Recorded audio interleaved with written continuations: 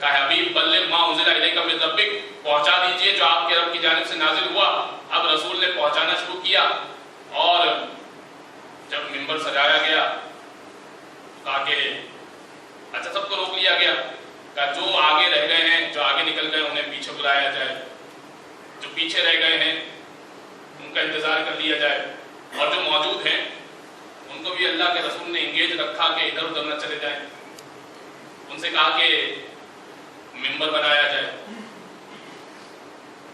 یعنی رسول کا آگے والوں اور پیچھے والوں کا انتظار کرنا بتلا رہا ہے کہ جو ولایت علی سے آگے نکل گیا وہ بھی ہلاک ہے، جو پیچھے رہ گیا وہ بھی ہلاک ہے۔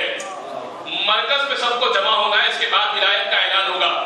اللہ کے رسول نے کہا کہ منبر، کیونکہ اعلان قدیر کرنا ہے، اعلان کرنا ہے، مجھے منبر سجائیے۔ انہوں نے کہا کہ یا رسول اللہ سفر میں ہے، منبر تو ہے نہیں۔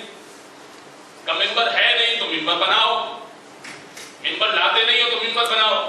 کہ یا رسول اللہ منبر بنانا تو آتا نہیں ہے، لکڑی یہاں مہیا نہیں ہے، اوزار یہاں مہیا نہیں ہے، تو منبر نہیں بنا سکتے۔ اللہ کے رسول نے کہا کہ میں تمہیں بتاتا ہوں کہ منبر کیسے بنایا جائے۔